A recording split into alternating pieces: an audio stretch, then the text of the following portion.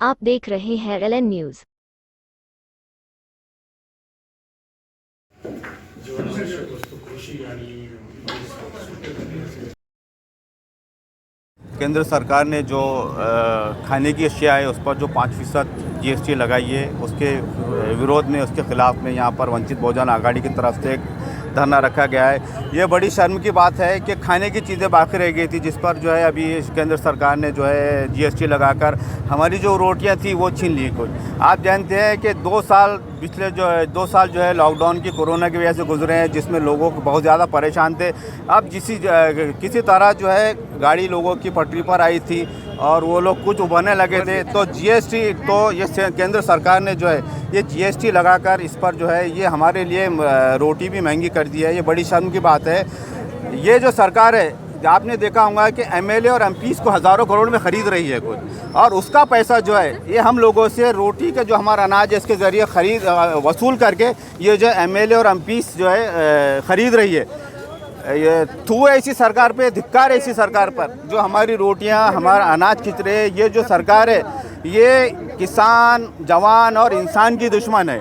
आपने देखा होगा कि जिस तरह किसान मोर्चा था, किसान लोग उस पर बैठे थे, उसके लिए वो कानून जो काला कानून बनाया था। इनका सीधा अब यही है, मंशा यही है कि किसी तरह आम लोगों को जो है परेशान किया जाए। जो अभी तक बाकी था खाने पीने की चीज़ों पर जो अभी टैक्स बाकी था वो लगा दिए।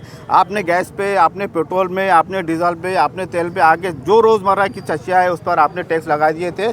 तो ये जो अब ये बाकी रह गया था हमारी रोटियों पर, हमारे अनाज पे, हमारे खाने पर जो है टैक्स लगाकर जो है हमको उससे वंचित करना चाहती है। लेकिन जब तक आली जनाब प्रकाश अंबेडकर साहब जो है इसका लीड कर रहे हैं, जब तक जो है ये इसके हमारे के ख़िलाफ़ वंचित बहुजन आघाड़ी लड़ते रहेगी। चाहे कोई पार्टी बोलो या मत बोलो, इसके ख़िलाफ़ लड़ो मत लड़ो, दूसरे पार्टियों की मजबूरी होगी जो BJP के ख़िलाफ़ खड़े नहीं रहेंगी। लेकिन वंचित बहुजन आघाड़ी की और आदरणीय बाड़ा साहब की कोई मजबूरी नहीं है। वो हमेशा जुल्म के ख़िलाफ़, वंचितों के ख़िलाफ़ लड़ती रहेगी। और जब तक महंगाई कम नहीं होती, जब तक केंद्र सरकार सीधी नहीं होती, जब तक जो है वंचित बहुजन आघाड़ी ऐसी लोकशाही मार्ग से धरने, आंदोलन, उपोषण करते रहेगी। सर, आजकल ED की बहुत नोटिस दी जा रही है, इसके पर आपकी पार्टी क्या भूमिका, आप क्या कहना चाहते हैं? देखिए, ED फिडी तो कोई डरती ही नहीं है कुछ।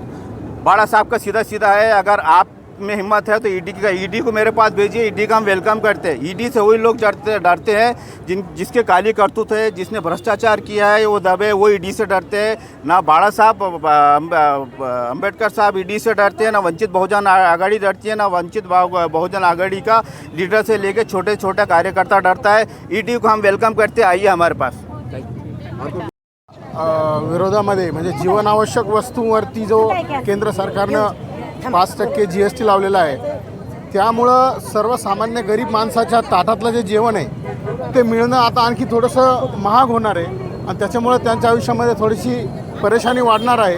त्याच्या विरोधामध्ये आम्ही हे आंदोलन केलं आहे। आणि दुसरी गोष्ट म्हणजे जे हॉस्पिटलमध्ये जो बेड असायचा, त्या हॉस्पिटलच्या बेडवर सुद्धा आता 5%, त्यानंतर जो जर प्रायव्हेट असेल तर 12% आणि जे थोडंसं लक्झरियस हॉस्पिटल असेल त्यांच्यावरती 18% अशा पद्धतीचा GST वाढवण्यात आलेला आहे। म्हणजे एकतर रुग्ण तो खिशाला झळ देऊन या ठिकाणी आरोग्य सेवा घेतोय, जीवन मरण्याशी झगडतोय आणि त्याच्या जीवनाचा दुर्लक्ष करून, त्याच्या तकलीफकडे दुर्लक्ष करून त्याच्याकडे खिशातून कसे आणखी पैसे काढता येईल याच्यासाठी सरकार हे ध्यान देतं आहे। आणि म्हणूनच या सर्वसामान्यांच्या खाण्यापिण्याच्या गोष्टी असतील किंवा आरोग्याच्या गोष्टी असतील, आपण बघितलेलं आहे की शालेय जे साहित्य आहे, सामान आहे, वह्या पुस्तकं आहे, त्याच्यावर सुद्धा सरकारनं GST वाढवलेलं आहे। म्हणून सर्वसामान्यांना कसं पिचता येईल, कसं छळता येईल, ज्या पद्धतीने इंग्रजांचा सुद्धा एवढा छळ नव्हता टॅक्सच्या बाबतीमध्ये, एवढा छळ इथल्या या सरकारनं, केंद्र सरकारनं, राज्य सरकारनं लावलेला आहे। त्याच्या निषेधामध्ये ॲडव्होकेट बाळासाहेब आंबेडकरांनी आज आंदोलनाची हाक दिलेली आहे। आणि सांगावशी वाटतं की आज कुठलाही प्रस्थापित पक्ष आज या GSTच्या विरोधात बोलायला तयार नाही आहे, कुठलाही विरोधी पक्ष बोलायला तयार नाही आहे।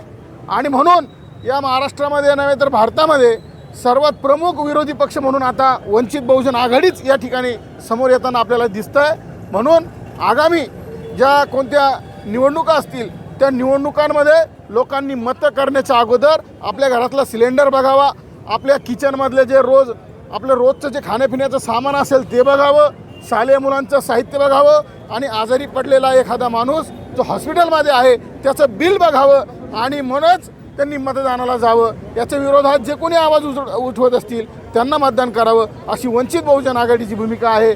आणि आज तरी वंचित बहुजन आघाडीशिवाय कुणीही आवाज उचलताना दिसत नाही, म्हणून वंचित बहुजन आघाडीलाच मतं करावी अशी मी सर्वांना आवाहन करतो.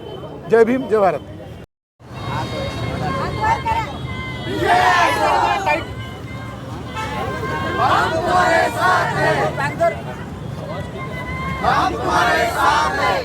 वंचित बहुजन आघाडीचा विजय असो. वंचित बहुजन आघाडीचा